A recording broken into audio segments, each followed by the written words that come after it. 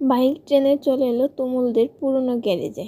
জংধরা গ্রিলের গেটটা পেরিয়ে বাইক নিয়ে ভিতরে ঢুকলো তুমুল। বড় লোহার ভিতরে ঢুকার গেটের সামনে বাইক দাঁড় করিয়ে তুমুল ভিতরে ঢুকলো। সুফিয়ানকে শিকল দিয়ে উল্টো করে ঝুলিয়ে রাখা হয়েছে। নাক মুখ দিয়ে চুইয়ে রক্ত পড়ছে। শরীরে বিভিন্ন জায়গায় ক্ষত, পোশাকও ছেঁড়া জায়গায় জায়গায়। তার পাশে সোফায় বসে আয়েসি ভঙ্গিতে সিগারেট টানছে তুজা। তুমুলকে তুজার পাশে শান্তভাবে বসলো। তুজা একটা সিগারেট তুমুলের দিকে বাড়িয়ে দিল। তুমুল সিগারেটের দিকে একবার তাকিয়ে বলল, আমি এসব খাই না ভাইজান। তুজা সিগারেটটা পুনরায় রাখলো টেবিলে। তুমুলকে বলল, বড় ভরসা করে বোনটাকে তোমায় দিলাম, রানী করে রেখো আমার বোনটাকে। তুমুল মাথা নিচু করে রইল। তুজা গলা উঁচিয়ে মানিককে ডাকে, পরেরটাকে নিয়ে আয়। আবার মুড এসে গেছে কেলানোর। মানিক আর দুজন মিলে সুফিয়ানকে শিকল থেকে ছাড়ালো। ধপাস করে পড়ল সুফিয়ান। অমিতকে ধরে আনলো। হাত দুটো পিছনে বাঁধা। কিল ঘুষি ভালোই খেয়েছে। এবার ফাইনাল ডোজের পালা। তুমুল তুজাকে বলল, আপনি না থাকলে আজ অনেক বড় অঘটন ঘটে যেত। ভাইজান, আপনাকে ধন্যবাদ জানানোর ভাষা খুঁজে পাচ্ছি না। তুজা ফিচেল হাসল। তুমুল ফের বলল, কিন্তু এত কিছু আপনি কি করে জানলেন? তুজা সিগারেটের শেষাংশে একটা টান দিয়ে ফেলে দিল। নদী আমাকে কল করে বলেছিল, তারপর আমি ওর মুখেই শুনি সব ঘটনা। এও বলল যে তুমি সবটা প্রমাণ করেছো, কিন্তু কে এসব করেছে তা জানা যায়নি। তারপর হোটেলে গিয়ে রিসিপশনিস্ট এর মাথায় পিস্তল ঠেকিয়ে সেদিনের চেক ইন রেকর্ড দেখলাম, ফুটেজও দেখলাম। মেয়েটা নষ্ট, খুঁজে বার করতে সময় লাগলো না। হাত পা ঝাড়ে দিয়ে তুজা ফের বলল, কয়েকটা চাপড় মারতে গড়গড় করে সব বলে দিল। কিরে, তাড়াতাড়ি কর, ঝুলা ওটাকেও। হাসনাত বলল, ভাই মেয়েটাকে কি করব? ওরে মারিস না, ওরে দিয়ে এই পুরো গ্যারেজ পরিষ্কার করামু। অবনীকেও বেঁধে রেখেছে চেয়ারের সাথে। তুজা তুমুলকে বলল, তুমি বাড়ি যাও ভাই, আপাতত কাউকে কিছু বলো না। নদী থাক কয়দিন ওই বাড়িতে, তারপর এটা আমি দেখমুনি। তুমুল আর কথা বাড়ালো না। তুজাকে বিদায় জানিয়ে বেরিয়ে এলো। তুমুল কল্পনাও করেনি শক্ত খুলসের ভিতরে তুজার এমন একটা রূপ আছে। কৃতজ্ঞতায় ভরে উঠল চোখ দুটো। বাইক নিয়ে আবার চলে গেল ওদের উত্তরার বাড়িটাতে। একদিন এখানেই থাকবে, নদীর কাছাকাছি। তুমুলের বাড়ি পৌঁছাতে রাত হলো। ফিরেই আবার অফিসের মিটিং। নদী পৌঁছেছে কিনা খবরও নেওয়া হয়নি। গোসল করে এসে মাথা মুছতে মুছতে মাত্রই ফোনটা হাতে নিয়েছে তুমুল, নদীকে ফোন করবে বলে। ও ফোন করার আগেই নদী ফোন করলো। তুমুল হাসি মুখে ফোনটা রিসিভ করে বলল, হে বউ। তুমুলের মুখে এত বড় বউজান শুনে নদী লাজুক হাসলো। জানালার কাছে ঘেঁষে দাঁড়িয়ে বলল, যে বিয়ে হয়ে গেল অমনি ফোন করা কমে গেছে, তাই না? তুমুল তোয়ালেটা রেখে সোফায় গায়ে এলিয়ে দিল। কি বলছে সব? নদী অভিমানী গলায় বলল, সে সন্ধ্যা থেকে অপেক্ষা করছি। তুমুল আদুরে গলায় বলল, সময় পাইনি বাবু। কি করছো? নদী মন খারাপ করে বলল, আমার না খুব ভয় করছে। সবাই যদি জেনে যায়, জেনে গেলে যাবে, তখন অন্তত বউটাকে কাছে পেয়ে যাব। নদী কথা বলছে না, চুপ করে আছে। তুমুল ফের ডেকে বলে, বউ ও ময়না পাখি, শুনছো? মন খারাপ হয়ে গেল বুঝি? আচ্ছা, কি করলে তোমার মন ভালো হবে বলো তো? নদী আবার একটু দুষ্টুমি করলো। হুম, এমন একটা গান শোনাও যেটাতে আমার নাম আছে। তুমুল হাসলো। ভারী কি গলায় সুর তুলো, শুধু তুমি চাও যদি সাজাবো আবার নদী, শুধু তুমি চাও যদি সাজাবো আবার নদী, এসেছে হাজার বারণে শুধু তোমার ওই জন্যে, শুধু তোমার ওই জন্যে। নদী খিলখিল করে হেসে উঠল। বাহ, আপনি এত সুন্দর গান গাইতে পারেন, আগে কখনো বলেননি। তুমুল মজার সুরে বলল, আগে বুঝি বউ ছিল? হঠাৎ তুমুল এমন নেশা ভরা কণ্ঠে ডেকে উঠল, এই।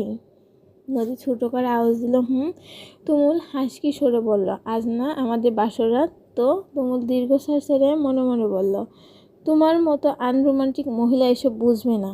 মুখে বললে সেই সুবাদে একটা গান শোনা তাহলে। নদী হাসলো, শোনান। তুমুল কথা বলতে বলতে কিচেন থেকে কফি বানিয়ে নিয়েছে। কফির কাপটা হাতে নিয়ে রুমে আস্তে আস্তে গেয়ে উঠল, এই মধুর রাতে কেন কাছে পেতে মন চাই তোমাকে, বলো না, বলো না। নদী তুমুলের গান শুনে লজ্জায় লাল হয়ে যায়, মাথা নিচু করে মুচকি হাসতে লাগলো। সায়রা এসে নদীর কাণ্ড দেখে দরজার সামনে দাঁড়িয়ে আছে।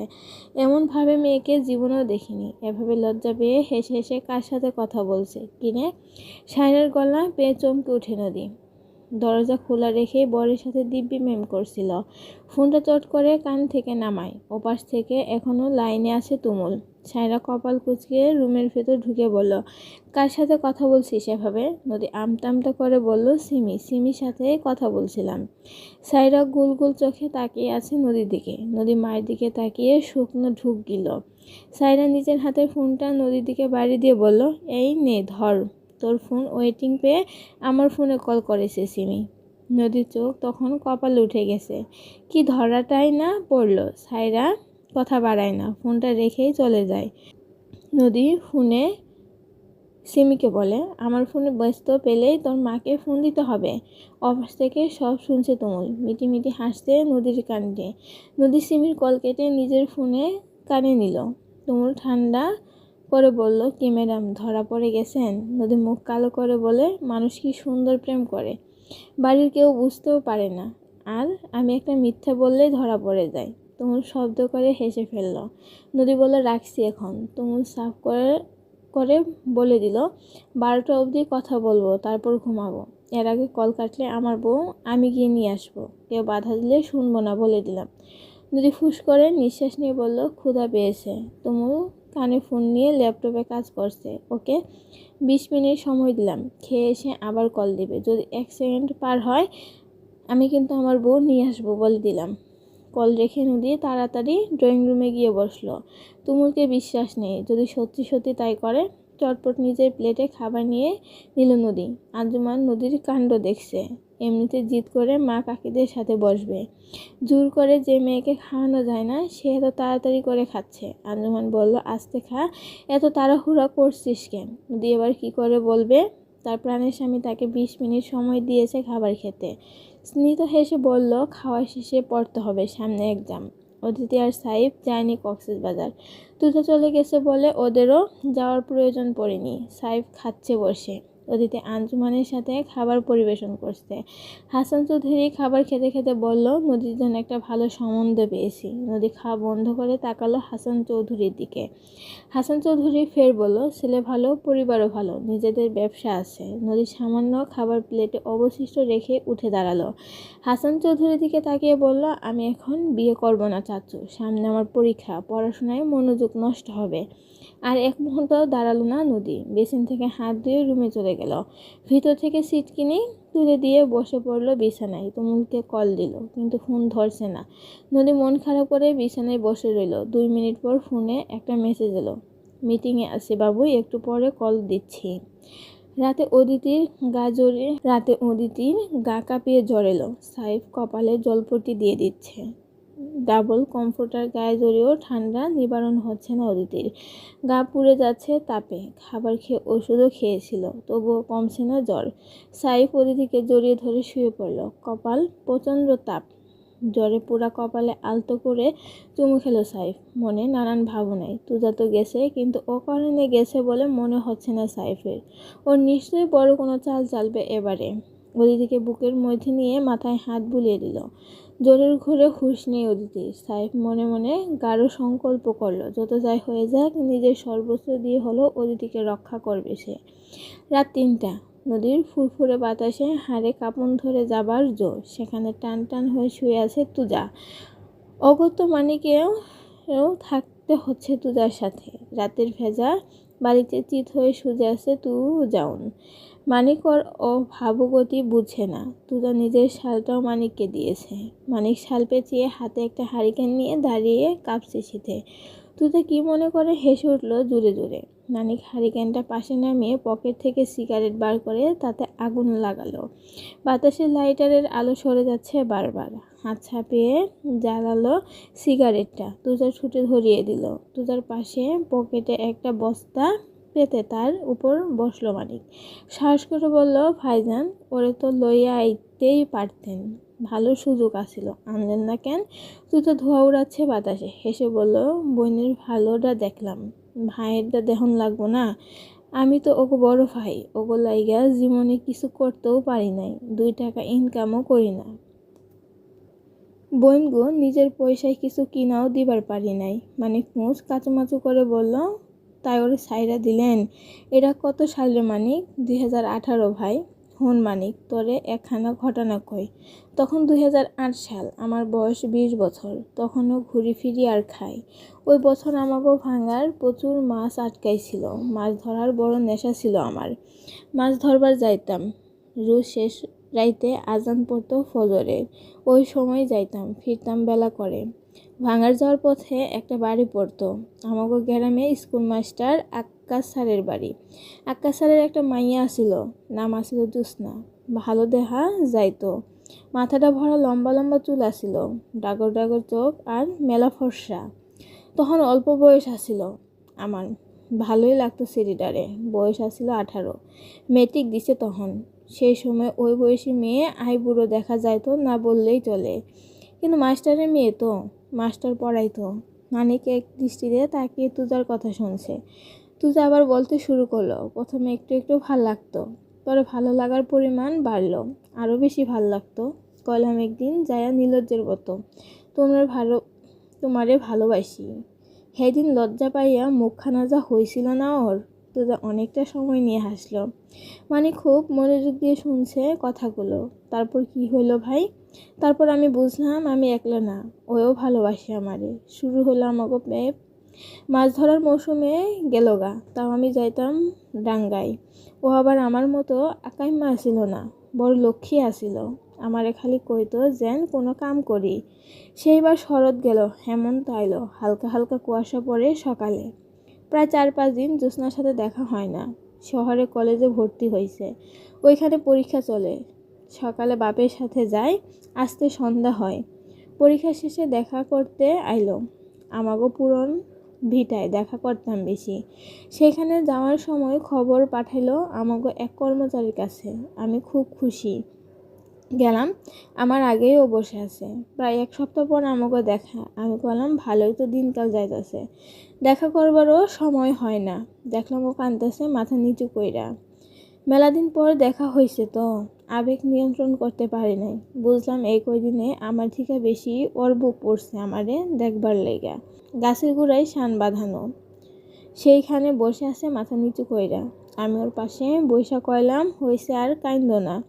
ও চোখ 2খান মুইসা আমার কাঁধে মাথা রাখলো আর কইলো, অনেক প্রেম করছি, এবার বিয়ে করো। আমি কইলাম বেশ তো, চলো কালকে বিয়ে করি। ও কইলো আগে জানি আমি কোনো কাম করি, তারপর বিয়া। বাপের কোনো একটা ব্যবসা লাগতে কইলো। আমি কইলাম আমার কাম কাজ মনে ধরে না। ও কইলো তাইলে তোমার কি মনে ধরে? আমি ওরে কুললে মাথা দিয়ে শানের উপর শুয়ে কইলাম, আমার তোমার সঙ্গে সংসার করবার মনে ধরে। ও লজ্জা পাইল ঠিকই, কিন্তু মাথা নিচু করতে পারল না, কারণ ওর কুলে আমার মাথা। নিচে তাকালেই আমার চোখ চোখ পড়বে। ও আবার পেটের বেদনা আসিল, তাই নিয়ে চিকিৎসা করতে শহরে যাইতো মাঝে মধ্যে। আমারে তাড়া দিল উঠতে, বাড়ি যাইব, সন্ধ্যা হয়ে যাইতেছে। আমি কইলাম কেউ কি তোমারে কিছু কয়? আমার লগে কথা কও যে। ও হাইসা কইল, ছোট সাহেবের সাথে আইছি, কারো কিছু কর সাহস আছে নাকি? আমারে মেলা কইতো আবার যাতে কলেজে ভর্তি হয়, কিন্তু আমার তো পড়াশোনা মনে ধরতো না। জিগালে কইতাম আমার তোমার লগে সংসার করতে মনে ধরে, পড়াশোনা মনে ধরে না। আরও 1 মাস গেল, ও খুব কম দেখা করতো আমার লগে, মনমরা হইয়া থাকতো। জিগালে কইতো না। তখন শীত ভালোই পড়ছে এই গ্রামে। একদিন আইলো বাসন্তী রঙের একখানা কাপড় পিন্দা, গতরে কালো রঙের শাল। ভালোই দেখাইলো, কিন্তু মুখখানা খুব ভার। জিগাইতেই কইল আমার বিয়া ঠিক হয়েছে। আমি কইলাম তাইলে কালকেই আব্বারে নিয়ে তোমাকে বাড়িতে আইতেছি। ও কইল না আব্বা, তোমার লগে বিয়া দিব না, মামা আমার বিয়া শহরে ঠিক করছে, ওই জায়গায় দিব। আমি কইলাম আমার লগে না দেওয়ার কারণ, আমরা জমিদারের বংশধর, তুমি তো সুখেই থাকবা। ও কইল কি মানিক জানোস? মানিকের চোখের পাতায় ভিজে উঠেছে। কি কইল ভাইজান? কইল যে ওরে ওইখানে বিয়ে দিলে তারা ওর বড় ভাইয়ের শহরে বড় চাকরি দিব। আমি ওর হাত ধরে কইলাম আমি তো তোমার ছাড়া থাকতে পারবো না জোৎস্না। ও কইল আমি নাকি 2 দিন গেলে ওরে ভুলে যাম, ও নাকি আরেক বেড়া লোকে সংসার করব। আমার গায়ে আগুন ধরায় দিল। আমিও কইলাম যদি ও বাপে ওরা আমার সাথে বিয়ে না দেয় তাইলে আমি ওর বাপ ভাই কাউরে ছাড়বো না। সাথে সাথে ও আমার গালে একটা থাপ্পড় মারলো। আমার তাও রাগ হইল না, আমি ওর পায়ে ধইরা বইসা পড়লাম, কইলাম তুমি আমারে যা শাস্তি দেওয়ানির দাও, কিন্তু অন্য কারো লোকে বিয়া বইসো না, আমি মইরা যামু। ও কইল কেউ নাকি কারো অভাবে মরে না, কথাটা কি সত্যি মানিক? মানিক কথা বলতে পারে না, চোখের পাতা মুছে বারবার। তুজা বলল ও আমার কথা শুনল না, চইলা গেল। আমার সাথে তখন শফিক থাকতো। ওই কইল ভাই ভাবি কি আর সত্যি আইব না? আমি হাসলাম, ধুর, ও আমার সাথে থাকতেই পারবো না। কিন্তু আমি ভুল ছিলাম। পরের দিনই ওরা গ্রাম ছেড়ে চইলা গেল। মেলা জায়গায় খুঁজলাম ওরে, আর কোথাও পাইলাম না। ও আমারে ফাঁকি দিল। তুজা থামলো, মানিকের চোখ বেয়ে অঝোরো পানি পড়ছে। মানিক হারিকেনের আলোয় দেখলো তুজার চোখের কর্নিশ বেয়ে গড়িয়ে পড়ছে নোনা জল। তুজা মুছল না পানিটুকু, আবারও বলল, এই যে মাই কয়, দাদি কয়, আব্বাই কয়, কাকা কাকিরা সবাই কয় তুজা বিয়া কর বিয়া কর। আমার তো জ্যোৎস্নার পর আর কাউরে মনেই ধরে নাই রে মানিক। আমি কেমনে বিয়া করবো কত? ভালো না বাসলে সংসার করা যায় নাকি? তাই আমি বুঝি হারাইলেই কেমন লাগে। তাই অদিতিরে ছাইরা দিয়ে আইলাম। যাহ, ও আমার বোন এখন থিকা, নদী দিঘির মতন। মানিকের দিকে তাকিয়ে দেখলাম মানিক কান্না করে। তুজা হো হো করে হেসে উঠে বলল, এই তুই কান্দোস কেন মাইয়াগো মতন? মানিক পকেটের ফোন মানিকের পকেটে ফোন বেজে ওঠে। বের করে দেখে বাড়ি থেকে কল এসেছে। রিসিভ করে তুজার কানে ধরে। তুজা কানে নিয়েই বলে, আমি এই বাড়ির কাছেই, কি হয়েছে কো? ফোনের ওপাশে মেহেরজান ইচ্ছে মতো ঝাড়ছে তুজাকে। তুজার বেলে হাজের মতো মেহেরজানের গালি খেয়েও হাসে। উঠে বসে ফোনটা মানিককে দেয়। পিঠ ভিজে উঠেছে পুরো। মানিক দেখে নদীর পাড়ে কেউ পড়ে আছে। তুজা মানিকের দিকে দু হাত বাড়িয়ে দিয়ে বলল, আমারে টেনে তুল, পিঠের হাড়টা মনে হয় অবশ হয়ে গেছে। মানিক হারিকেনের হাতে নিয়ে চোখ বড় বড় করে নদীর পাড়ে তাকিয়ে বলল, ভাই ওইটা কি? তুজা পিছন দিকে ঘুরলো অমনি। কোনটা? তুজা দেখলো নদীর পাড়ে কেউ পড়ে আছে। ওদিকে ভালো করে দেখে বলল, কোনো বাচ্চা হইব হয়তো। হারিকেনটা নিয়ে চলতো, তার আগে আমারে টেনে তুল হাদা কোথাকার। মানিক তুজাকে টেনে তুললো। পিঠের অংশ পুরো ভিজে চুপচুপে। কোমর সোজা করে এগিয়ে গেল সেদিকে। আসলে একটা বাচ্চা, 7-8 বছরের একটা মেয়ে। পরেন একটা ফ্রক আর প্যান্ট। মানিক আহাজারি করে বলল, আহারে এতটুকু মাইয়াডারে কোন হারামি এমনে ফালাইয়া রাইখা গেছে রে। মানুষের ইমান আমান সব ধুইয়া খাইছে মনে হয়। তুজা নাকের কাছে হাত দিয়ে বলল, নিঃশ্বাস আছে। মানিক ব্যস্ত হয়ে বলল, তাড়াতাড়ি ডাক্তারের কাছে নেওয়ান লাগবো, গরম কাপড়ও দেওয়ান লাগবো। আপনি হারিকেন ধরেন ভাই, আমি কুলে নিতাছি। তুজা নিজেই তুলল মেয়েটাকে। ও ভিজে গেছে, তুই তো শুকনা, ভিজে যাবি পরে, আমি নিতেছি। মানিক আর তুজা হাঁটা শুরু করলো মেয়েটাকে নিয়ে। কিছু দূর গিয়ে মানিক বলল, ভাই আমার বাড়ি তো কাছে, চলেন আমার বাড়ি যাই। তুজা অমত করলো না, মানিকের বাড়িতেই নিল মেয়েটাকে। ঘরে তুলে মানিক মাকে বলল, ও মা, ছোট সাহেব আইছে, বাইর হও। মানিকের মা তুজাকে দেখে ব্যস্ত হয়ে পড়ল। আরে ছোট সাহেব, আপনি আইছেন এই গরিবের ঘরে, কই যে বইতে দে। তুজা তাড়া দিয়ে বলল, আমারে বসতে দেওয়ান লাগবো না চাচি, এই মেয়েটারে কাপড় বদলাইয়া মেঘলার কোনো একটা জামা পরাইয়া দেন। মানিকের মা অবাক হয়ে দেখলো বাচ্চাটাকে। ও মানিক, কি ডাইরা? মানিক হারিকেনটা বারান্দায় খুঁটির সাথে ঝুলিয়ে বলল, ওহনও তো কথা কওয়ার সময় না মা, মাইয়াডারে বাঁচাইতে হইব, চালু করো, মেঘলার জামা পরাইয়া দাও। ভাই আপনি বসেন, আমি ডাক্তার নিয়ে আইতাছি, যা চালু আসবি। মানিক দৌড়ে চলে গেল ডাক্তারের বাড়ি। মানিকের মা মেয়েটার কাপড় পাল্টে শুয়ে দিয়েছে বিছানায়। গায়ের উপর কতগুলো কাঁথা কম্বল দিয়ে ঢেকেও মেয়েটার কাঁপুনি থামানো যাচ্ছে না। মানিকের মা মানিকের ছোটো বোন মেঘলাকে বলল, যা তো সর্ষে তেলের শিশিটা নিয়ে আই, মায়াডার হাতে পায়ে একটু মালিশ কইরা দিয়ে দেখি গরম হয় নাকি। মেঘলা সরিষা তেলের বোতল এনে মানিকের মায়ের হাতে দিল। মেয়েটার হাত পা বরফের মতো ঠান্ডা। মানিকের মা সর্ষে তেল নিজের হাতে ঘষে মেয়েটার হাতে পায়ে ঘষে দিল। থরথর করে কাঁপছে মেয়েটা, যেন খিঁচুনি উঠে গেছে ঠান্ডায়। প্রায় 20 মিনিট পর মানিক ডাক্তার নিয়ে এলো। ডাক্তার এসে চেক করে মেয়েটাকে 2টো ইঞ্জেকশন দিয়ে দিল তাপমাত্রা বাড়ার। কিছু ওষুধ লিখে দিয়ে চলে গেল। একটু পর ফজরের আজান পড়বে। তুজাকে বাড়ি থেকে সমানে কল দিয়ে যাচ্ছে। তুজা কল রিসিভ করে জানায় সে মানিকের বাড়িতে আছে, যেতে সকাল হবে। প্রায় ভোরের দিকে মেয়েটার জ্ঞান ফিরল। মানিকের মা মেয়েটাকে টুকটাক এটা ওটা জিজ্ঞাসা করছে, মেয়েটা উত্তরও দিচ্ছে। মানিক তুজার কানে কানে বলল, ভাই মাইয়াটার একবার বাড়িতে যাইতে চাইতেছে না, মায়ের কথাও কইতাছে না, বিষয়টা কেমন জানি না। আমিও তো তাই ভাবতেছি। তুজা ঘরে গিয়ে মেয়েটার পাশে চৌকির উপর বসলো। তোমার নাম কি? মেয়েটা কাচুমাচু হয়ে জবাব দিল, কবিতা। তোমার বাড়ি কই? বাপ মায়ের নাম কি? আর নদীর পাড়ে বা আসলে কেমনে? মেয়েটা তুজার দিকে তাকিয়ে দেখলো একবার, তারপর কাঁদো কাঁদো মুখ করে বলল, আমাকে বাড়ি হরিপুর। আমার বাপ নাই, মাও নাই। নানার বাড়িতে থাকতাম। গত মাসে নানা মারা গেছে, তাই মামারা আইনা ফালাইয়া দিয়া গেছে এখানে। মেয়েটা কেঁদে ফেললো, কাঁদতে কাঁদতে বলল, আমার যাওয়ানোর কোনো জায়গা নাই। তুজার বড্ড মায়া হলো মেয়েটার উপর। মেয়েটার মাথায় হাত দিয়ে বলল, আজ থেকে তুমি আমাকে বাড়িতে থাকবি, মানে জমিদার বাড়িতে, চল। মেয়েটার কান্না এবার থামলো। বাইরে ভোরের আলো ফুটে গেছে। তুজা নিজের গায়ের শালটা মেয়েটার গায়ে জড়িয়ে দিল, হাত ধরে নিয়ে বাড়ির দিকে হাঁটা দিল। মানিকের বাড়ি থেকে জমিদার বাড়ি হেঁটে গেলে 10-15 মিনিটের পথ। তুজা হেঁটে গিয়ে দেখলো এখনও বাড়ির গেট খোলা হয়নি। গেটের দারোয়ান মনসুর চেয়ারে বসে লাঠিতে হেলান দিয়ে ঘুমাচ্ছে। তুজা গিয়ে গেটের ফাঁক দিয়ে হাত ঢুকিয়ে মনসুরকে ডাকলো, ওই মনসুর কাকা, মনসুর কাকা, ওই উঠো, গেট খুলো, আমি বাড়িতে ঢুকবো। তুজার ডাকে মনসুর হকচকিয়ে উঠল, দ্রুত গেট খুলে দিল। তুজা মেয়েটার হাত ধরে নিয়ে সদর দরজার দিকে যাচ্ছে। কবিতা চারিদিকে চোখ ঘুরিয়ে শুধু বাড়িটা দেখছে। এত বড় বাড়ি সে আগে কখনো দেখেনি। তারা সদর দরজার কয়েকটা টুকা দিতে কদুখানো দরজা খুলে দিল, কিন্তু তুজার সাথে মেয়েটাকে দেখে অবাক হয়ে তাকিয়ে রইল। মুখে বলার সাহস পেল না। মেহেরজান সোফায় বসে তবজি পড়ছে।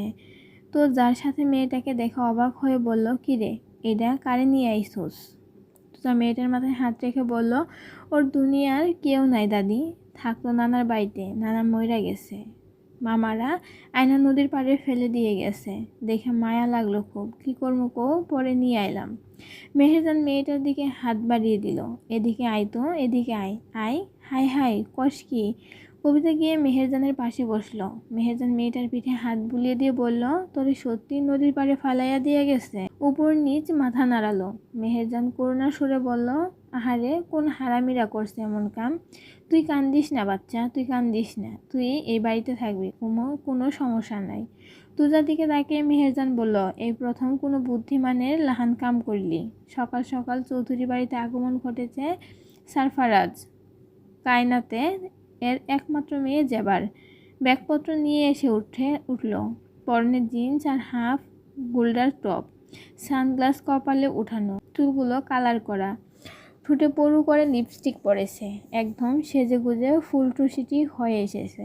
সদর দরজা পেরিয়ে লেকেজ হাত থেকে নামিয়ে হাসান চৌধুরীকে বলল, hello uncle, how are you? Hasan Chowdhury চশমা ঠিক করে হাবিব চৌধুরীর দিকে তাকালো। হাবিব চৌধুরী হেসে বলল, ভাইজান, ওই যে কাল আপনাকে যার কথা বললাম, আমার ভাইয়ের মেয়ে, নদীর খালাতো বোন। হাসান চৌধুরী স্মরণ হতেই হাসলো। ভালো আছি মামুনি, যাও ভিতরে যাও। হাবিব নদীকে ডেকে বলল ওকে গেস্ট রুমটা দেখিয়ে দিতে। যেবার রান্নাঘরে গেল সায়রার সাথে দেখা করতে। সায়রাকে দেখে নেকামো করে এগিয়ে গেল খালামণি। সায়রাও হাসি মুখে এগিয়ে এলো, জড়িয়ে ধরলো জেবাকে। মুখে হাত বুলিয়ে বলল, কত বড় হয়ে গেছিস, কেমন আছিস তুই মা? I am good aunty. আঞ্জুমানের দিকে এগিয়ে গিয়ে আঞ্জুমানকেও জড়িয়ে ধরল। অদিতি রান্নাঘরে ছিল, কিন্তু জেবা অদিতিকে কিছুই বলল না। সায়রাকে বলল, খালামণি, সাইফ কোথায়? নিজের ঘরে আছে। জেবা সিঁড়ির দিকে তাকিয়ে বলল, আমি এক্ষুনি দেখা করে আসছি। অদিতি তাকিয়ে রইল জেবার দৌড়ে যাওয়ার দিকে। আঞ্জুমান সায়রাকে বলল, একটু বেশি আধুনিক না? সায়রা হেসে বলল, আসলে শহরে বড় হয়েছে তো, একটু বেশি স্মার্ট। জেবা সাইফের রুমে গিয়ে সাইফকে পিছন থেকে আলতো করে জড়িয়ে ধরল। সাইফ উপর হয়ে শার্ট আয়রন করছিল। জেবার কাণ্ডে চমকে পিছনে ঘুরল। হাই। জেবা লম্বা একটা হাই পেয়ে সাইফ নাক কুচকালো, ছোটো করে বলল, হ্যালো। জেবা আবারও সাইফের বাহু জড়িয়ে ধরে বলল, কতদিন পর আমাদের দেখা হলো বলো। সাইফ হাত সরিয়ে নিয়ে ছোটো করে বলল, সাইফ ওখান থেকে সরে ড্রেসিং টেবিলের সামনে গেল। শার্ট গায়ে পরে নিল। জেবা সাইফের সামনে গিয়ে দাঁড়ালো। আহ্লাদি হাসি দিয়ে বলল, আমি হেল্প করছি বাটন ক্লোজ করতে। সাইফ একটু পিছিয়ে বলল, আমি পারবো বোতাম আটকাতে, হেল্প লাগবে না। যেমন নাসুর বান্দা হয়ে সাইফের দিকে এগিয়ে বোতাম লাগাতে শুরু করলো। সাইফ বিরক্ত হচ্ছে ওর এমন ব্যবহারে। অদিতি কফির কাপ নিয়ে রুমে ঢুকলো, কিন্তু রুমে ঢুকে এমন দৃশ্য দেখবে কল্পনাও করেনি। যেমন সাইফের গা ঘষে শার্টের বোতাম আটকে দিচ্ছে। অদিতি দরজার সামনেই দাঁড়িয়ে পড়ল। সাইফ আয়নায় দেখলো অদিতি পিছনে দাঁড়িয়ে আছে। চট করে জেবার থেকে সরে দাঁড়ায়। সাইফ সরতে জেবা দেখে অদিতি দাঁড়িয়ে আছে। ও খুব ভালো করে জানে অদিতি সাইফের স্ত্রী, তবুও জিজ্ঞাসা করলো, হেই ও কি এখানে? আর কে তুমি? সাইফ হাতে ঘড়ি পড়তে পড়তে বলল, ও অদিতি, আমার ওয়াইফ। যেমন অদিতির দিকে এগিয়ে গেল। উপর থেকে নিচ পর্যন্ত অদিতির চারিদিকে ঘুরে ঘুরে দেখল। অদিতি অস্বস্তি হচ্ছে জেবার এমন ব্যবহারে। সাইফকে বলল, আপনার কফি। জেবা হাত থেকে কফির কাপটা নিয়ে নিল। ঘাড় বাঁকা করে ব্যঙ্গাত্মক হাসি দিয়ে বলল, তুমি যাও, আমি ওকে এটা দিয়ে দিব, যাও। অদিতি মাথা নিচু করে চলে গেল। অদিতিকে ভেঙচি কেটে জেবা সাইফের কাছে এগিয়ে যায়। স্টাইল মেরে বলল, ইউর কফি। সাইফ ওয়ানলি পকেটে ঢুকিয়ে বলল, এখন ব্রেকফাস্ট করব, কফি লাগবে না। ওকে, আমি খেয়ে নিচ্ছি বলে আবারও হাসলো জেবা। সাইফ কোটটা পরে নিচে যাওয়ার জন্য বেরিয়ে গেল রুম থেকে। জেবা কফির কাপে ভালো করে নিজের ঠোঁটে লিপস্টিকের ছাপ বসিয়ে দিল। নিজেও নেমে এলো পিছন পিছন। অদিতি হাতে কফির কাপটা দিয়ে বলল, এই নাও, খেয়েছে কফি। অদিতি কাপটা হাতে নিল। ধোয়ার জন্য বেসিনে নিতেই চোখ পড়ল লিপস্টিকের ছাপটা। অদিতি সেখানে আঙুল ছুঁয়ে দেখল। ডাইনিংয়ে বসে থাকা সাইফের দিকে একবার তাকালো। এখনও জেবা পাশে বসে সাইফকে কথার ফাঁকে ফাঁকে টাচ করছে। অদিতি কাপটা ধুয়ে কিচেনে রেখে ডাইনিংয়ে আসলো। এই গায়ে পড়া মেয়েটাকে একদম ভালো লাগছে না অদিতির। সাইফকে কেমন প্লেটে খাবার তুলে দিচ্ছে। সাইফ অদিতিকে খুঁজলো, চোখ দিয়ে ইশারা করলো অদিতিকে পাশের চেয়ারে বসতে। অদিতি এগিয়ে আসছে সেদিকেই। এমন সময় চেয়ারটা টেনে জেবা বসে পড়ল। সাইফ খাবারের প্লেট হাতে উঠে গেল। নদীর কাছে গিয়ে পরোটা ছিঁড়ে একবার অদিতির মুখে দিল, তারপর নিজে একবার খেলো। অদিতির হাতে প্লেটটা দিয়ে বেসিন থেকে হাত ধুয়ে বেরিয়ে গেল সাইফ। অদিতির সব খারাপ লাগা ধুয়ে দিয়ে সাইফের এই কেয়ারটুকু যথেষ্ট ছিল। জেবা এটা দেখে জিদে ফুঁসতে লাগলো। নদী সাইফের রেখে যাওয়া খাবারটুকুই খেলো। জেবা অদিতিকে অপমান করে বলল, এ কি, তুমি মানুষের এঁটো খাও? বলেই নাক ছিটকালো জেবা। সবাই অদিতির দিকে তাকালো। অদিতি হেসে জবাবে জেবাকে উত্তর দিল, মানুষের এঁটো খায় না, এটা আমার স্বামীর প্লেটের খাবার। দিঘি পাকনামি করে বলল, আর তাছাড়াও ভাইয়া ভাবি রোজ এক প্লেটেই খাবার খায়, তাই না ভাবি? অদিতি দিঘির কথায় হেসে মাথা দুলালো। জেবা ভেংচি কেটে নিজের খাওয়ায় মন দিল। নদী দিঘিকে আস্তে করে বলল, তোকে বড়দের মধ্যে কে কথা বলতে বলেছে? দিঘিও ফিসফিস করে নদীর কানে কানে বলল, দেখছিস না জেবা আপু কেমন ভাইয়ের গায়ে পড়ছে? হয়েছে, চুপ করে খা, খালি পাকনামি। সকালের খাবার খাওয়া হয়ে গেলে অদিতি সায়রা আর আঞ্জুমানের সাথে এঁটো প্লেটগুলো কিচেনে নিচ্ছে ধোয়ার জন্য। অদিতি আঞ্জুমানকে ধুতে দিল না, পানি ঠান্ডা বলে। জেবা সোফায় বসে ফোন চাপছে। আঞ্জুমান কিচেনের কাজ অদিতি করছে বলে রুমে চলে গেল। সায়রাকে তার ভাই ভিডিও কল দিয়েছে। কথা বলতে বলতে সায়রাও গেল। অদিতি ধোয়া প্লেটগুলো টেবিলে সাজিয়ে রাখছে। জেবা অদিতির পিছনে গিয়ে দাঁড়ায়, ভাব নিয়ে বলে, নাম কি তোমার? অদিতি কাজ করতে করতে জবাব দেয়, অদিতি। শুধু অদিতি? তুমি আমার নাম জানো? অদিতি ছোটো করে বলল, না। জেবা সামনের চুলগুলো পিছনে দিয়ে বলল, জানভিয়া কানাত জেবা। ও তোমার নামের টাইটেল কি? নদী পিছন থেকে উত্তর দিল, অদিতি চৌধুরী। জেবা কটমট করে নদীর দিকে তাকালো। নদী জেবার থেকে 2 বছরের ছোট। তোকে বলতে বলেছি? নদী স্মিত হেসে বলল, বলে দিলাম তবুও। এবার তুমিও পারো জেবা আপু। আর তুমিও পারো জেবা আপু। সাইফ ভাইয়ের বউ মানে এবারই বউ, চৌধুরী হবে, জিজ্ঞেস করার কি আছে? জেবা রেগে চলে গেল সেখান থেকে। গেস্ট রুমে গিয়ে ফোনটা ছুঁড়ে মারল বিছানায়। এই নদী দেখি দুজনই এই বস্তির মেয়েটার হয়ে কথা বলে কেন? ওরা জেবার বোন হয়, জেবার পক্ষে কথা বলা উচিত। জেবার আগে ফ্লোরে লাথি মারে। নদী অদিতির দিকে এগিয়ে গিয়ে বলে, তুমি কি সব সময় এমন বোকাই থাকবে? নদী সামান্য হেসে বলে, আপু উনি তো মেহমান, ওনাকে কড়া ভাষায় কিছু বলা ভালো দেখায় না। নদী আলতো করে অদিতির গাল টিপে দেয়। অদিতিও হাসে। নদীর হাতে ফোনটা বাজছে। নদী ফোনের দিকে একবার তাকিয়ে অদিতির দিকে তাকায়, হেসে চলে যায় সেখান থেকে। তুমুল কল করেছে, ফোন নিয়ে ছাদে চলে যায়। অদিতি মাত্রই রুমে গেল। গোসল করবে এখন, তারপর আবার দুপুরে রান্না করতে হবে। জেবা দরজার সামনে দাঁড়িয়ে আওয়াজ তুলল, উহুম উহুম। অদিতি চুলের বেনি খুলতে খুলতে বলে, কিছু বলবেন আপু? জেবা ফোন চাপতে চাপতে বলে, এক্ষুনি 1 কাপ কফি আমার রুমে দিয়ে আসো ফার্স্ট। ও হ্যাঁ, সুগার ফ্রি, ওকে। নদী শুধু মাথা নাড়ে, চুলগুলো আবার বেঁধে কিচেনে যায়। কফি বানিয়ে জেবার রুমের দিকে যায়। জেবা দেখে অদিতি আসছে, ফোনে কানে নিয়ে জুড়ে জুড়ে বলে, আর বলিস না, সাইফও একটা পাগল। সকালে বলেছে কফির কাপে তুমি আগে চুমুক দাও, তারপর আমি দেব। পর আমি একটু চুমুক দিলাম, খেয়ে বলি, সে কি বললো জানিস, কফির মিষ্টি নাকি কয়েক গুণ বেড়ে গেছে।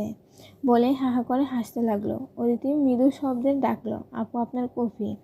অদিতিকে না দেখার ভান করে বলল, ও তুমি দাও। যাবার কথা শুনে অদিতির মনটা ভেঙে চুরমার হয়ে যাচ্ছে। কথাটা মিথ্যে না, অদিতি নিজেও কফির কাপে লিপস্টিকের ছাপ দেখেছে। এসব ভাবতে ভাবতে অদিতির চোখ ভরে আসে পানিতে। কেউ কি নিজের স্বামীর সাথে কোনো মেয়েকে সহ্য করতে পারে? গোসল সেরে রান্না করতে হবে। রুমে চলে যায় অদিতি। গোসল করে কিচেনে আসে। আঞ্জুমান আর সায়রাকে হেল্প করতে রান্না করতে। রান্না হয়ে গেলে আঞ্জুমান নদী আর দিঘিকে খেতে বসতে বলে। জেবাও বসে। জেবা একটা ফ্রক পরেছে যেটা হাঁটুর সামান্য নিচে, পায়ের বাকি অংশ উন্মুক্ত। অদিতি সব খাবার একে একে টেবিলে আনছে। এমন পোশাক অদিতি কখনো কাউকে পরতে দেখিনি। জেবার পোশাক দেখে বলল, আপু আপনি এটা কি পরেছেন? জেবা ফোন থেকে চোখ তুলে রুক্ষ ভাষায় বলল, তোমার মতো আনকালচার গাইয়া এসব বুঝবে না। অদিতির অপমানে মাথা নিচু করে ফেলে। সবাই খেতে বসলো, অদিতি বসে না, খায় না দুপুরের খাবার। মনটা ভালো না তার। সন্ধ্যায় সাহেব বাসায় আসে। গেট খুলে দিল জেবা গিয়ে। গেট থেকে শুরু করে রুম পর্যন্ত সাহেব পিছনে পিছনে গেল জেবা। অদিতি সাহেবকে দেখতেই মনে পড়ল সকালে কফির কাপের কথা। রাগে অভিমানে রুমেও গেল না। এমনিতে সাহেব আসলে অদিতি যায় রুমে, কুট খুলে দেয়, জামা কাপড় বের করে দেয়। আজ গেল না। মনে মনে ভাবলো, আমায় দিয়ে কি করবে, যা বাবু তো গেছে। অদিতি চুপচাপ কাজ করছে। সাইফ রুমে গিয়ে কোটটা খুলে খাটের উপর বসলো। জেবাও বসলো সাইফের গা ঘেঁষে। সকালে একবার এই বিরক্তটাকে সহ্য করেছে, কিন্তু এখন আর সাইফের পক্ষে সম্ভব নয়। সারাদিন কাজ করে শরীরটা ভীষণ ক্লান্ত এমনিতেই। বিরক্ত হয়ে জেবাকে বলল, আমি ভীষণ ক্লান্ত, ফ্রেশ হয়ে একটু রেস্ট নিতে চাই, প্লিজ গো এ হেড। কিন্তু জেবা নাছোড়বান্দা, সাথে নির্লজ্জ। সাইফের বাহু জড়িয়ে ধরে কাঁধে মাথা হেলিয়ে দিল। আদুরে গলায় বলল, কামন সাইফ, আমি আছি তো, তুমি ফ্রেশ হয়ে এসো। আমি তোমাকে দারুণ একটা মেসেজ দিচ্ছি। সাইফ জেবাকে সরিয়ে দিয়ে বলল, আমার চাই না, প্লিজ লিভ মি অ্যালোন। জেবার জিদ উঠল খুব, কিন্তু সাইফকে বুঝতে না দিয়ে বেরিয়ে এলো রুম থেকে। সাইফ ফ্রেশ হয়ে এসে আবার ল্যাপটপ নিয়ে বসলো। বারবার দরজার দিকে তাকাচ্ছে। এই বুঝি অদিতি এলো, কিন্তু অদিতির টিকিট আরও দেখা নেই। ল্যাপটপ বন্ধ করে নিজে গেল অদিতির খুঁজে। অদিতির এমন কেয়ারলেস ব্যবহার ভালো লাগছে না সাইফের। সকালেও আসেনি, এখনও যে তার স্বামী বাড়ি ফিরেছে সে খেয়ালই নেই তার। সিঁড়ি দিয়ে নিচে নামছে আর চারদিকে চোখ বোলাচ্ছে সাইফ, কোথাও অদিতি নেই। জেবা সাইফকে দেখে এগিয়ে আসলো সাইফের দিকে, কিন্তু জেবাকে পাত্তা না দিয়ে সাইফ চলে গেল কিচেনের দিকে অদিতির খুঁজে। জেবাও ছেড়ে দেওয়ার পাত্র নয়, সেও গেল সাইফের পিছন পিছন। সাইফ কিচেনে গিয়ে দেখলো অদিতি একা একা দাঁড়িয়ে সবজি কাটছে। সাহেব কাছে গিয়ে আলগুছে জড়িয়ে ধরলো অদিতি সরু কোমর। অদিতি একটু চমকায়, উপর দিকে মাথা তুলে তাকাতেই সাহেব তার কপাল আলতো করে চুমু খায়। অদিতির মন গলে না তাতে। কোনো কথা না বলে আবারও সবজি কাটায় মন দেয়। সাহেব ভাবছে তুজার বিষয় নিয়ে হয়তো এখনো মন খারাপ। অদিতির কাছে থুতনি থেকে বলল, আমি এসেছি, জানো না? রুমে এলে না কেন? অদিতি তাও জবাব দিল না। সাইফ অদিতির কাঁধে পরপর কয়েকটা চুমু দিয়ে অভিমানী কণ্ঠে বলল, সারাদিন তো অফিসেই থাকি, যেটুকু সময় বাড়িতে থাকি তোমার ধারে কাছেও পাই না। জেবার এসব সহ্য হচ্ছে না, ওদের বিরক্ত করতে হুড়হুড়ি করে ঢুকে পড়ল। সাইফ দেখো না আমায়। জেবার কথা শেষ হওয়ার আগে সাইফ বলল, কি সাইফ সাইফ করছো? এসেছো পর থেকে সিনিয়র, তোমার ভাইয়া ডাকো, যত সব। সাহেব বিরক্ত হয়ে কিচেন ছেড়ে বেরিয়ে এলো। জেবা অদিতির কাছে গিয়ে বলল, ও রেগে গেছে ভীষণ। আসলে কারো সামনে ওর নাম ধরে ডাকি সেটা ওর পছন্দ করে না। তুমি কাজ করো, আসছি। সাহেব গিয়ে ড্রয়িং রুমের সোফায় বসেছে, জেবাও বসেছে গিয়ে পাশে। ফোনে ক্যামেরা অন করে এদিকে ওদিকে পোজ দিচ্ছে। সাহেবের দিকে ঘেঁষে গিয়ে বলল, সাহেব চলো না সেলফি তুলি, তাকাও এদিকে প্লিজ। সাহেব ভীষণ বিরক্ত এই মেয়েটার যন্ত্রণায়। জেবা বারবার করে বলেছে ওর জ্বালাতন থেকে বাঁচাতে। সাহেব ক্যামেরার দিকে তাকালো। জেবা ফটাফট কয়েকটা ছবি ক্লিক করে নিল। আঞ্জুমান চৌধুরীকে দেখে জেবা সরে বসল। ডিনারের সময় হয়ে গেছে। আঞ্জুমান সবাইকে ড্রাইংয়ে বসতে বলল। সাইফ, নদী, দিঘি সবাই বসে। আঞ্জুমান অতিথিকেও পাঠিয়ে দেয় সায়রা আর আঞ্জুমান পরিবেশন করবে বলে। হাবিব চৌধুরী আর হাসান চৌধুরী কেউ বাড়িতে নেই। জেবা সকালবেলার মতোই সাইফের পাশে বসেছে। সাইফ অতিথিকে আসতে দেখে জেবাকে বলল, উঠো। হ্যাঁ। সাইফ দাঁতে দাঁত চিপে বলল, উঠো, ওই চেয়ারে গিয়ে বসো, এখানে অতিথি বসবে। অদিতি নদীর পাশে একটা চেয়ার টেনে বসে বলল, সমস্যা নেই, আমি এখানেই বসেছি। দিঘি জেবার দিকে ভেংসি কেটে অদিতির কানে কানে বলল, এভাবে তুমি এত বোকাচোদা কেন? হ্যাঁ, তুমি কি কানা নাকি? জেবাপু যে এসেছে পর থেকে ভাইয়ার গা ঘেঁষেছে, তুমি কি দেখতে পাও না নাকি? অদিতি মাথা নিচু করে রইল, কোনো কথা বলল না। নদী দিঘিকে চোখ দিয়ে ইশারা করছে যাতে কথা না বলে। দিঘি মনে মনে বলল, এই দুটোই একরকম। ধুর, ভাবির জায়গায় আমি হলে এতক্ষণে জেবার চুল একটাও থাকতো না। অদিতি খাবার খেতে একটা চামচ নিল। আঞ্জুমান বলল, কিরে, তোকে তো স্পুন দিয়ে খেতে দেখি না কখনো। অদিতি নরম গলায় বলল, আসলে আমার সবজি কাটতে গিয়ে অল্প একটু হাত কেটে গেছে, তরকারি লাগলে জ্বালা করবে তাই। সাহেব অদিতির হাত কাটার কথা শুনে চট করে উঠে দাঁড়ালো খাওয়া ছেড়ে। অতিথির দিকে এগিয়ে এসে বলল, দেখি কোথায় কেটেছে, কই দেখি হাত দেখাও। অতিথি হাত দেখায় না, পিছনে লুকিয়ে বলে, বেশি কাটিনি। সাহেব অদিতির হাত টেনে এনে দেখলো বৃদ্ধা আঙুলে কেটেছে। দিঘি সুযোগ বুঝে নিজের চেয়ার ছেড়ে দিল সাহেবকে। ভাইয়া তুমি এখানে বসো, ভাবিকে খাইয়ে দাও, আমি জেবাপুর ওখানে গিয়ে বসছি। জেবা মুখ বেঁকিয়ে দিঘিকে বলল, অত খাচ্ছিস স্পুন দিয়ে। দিঘি জেবার পাশে গিয়ে বসলো নিজের প্লেটটা নিয়ে। সাইফের প্লেটটাও এনে দিয়ে গেল। সাইফ অদিতিকে খাইয়ে দিচ্ছে। জেবা রাগে শরীর জলে পুড়ে যাচ্ছে যেন। দিঘি খুঁচা দিয়ে বলল, ওদের জুটিটা কি সুন্দর লাগছে বলো জেবাপু, মাশাল্লাহ।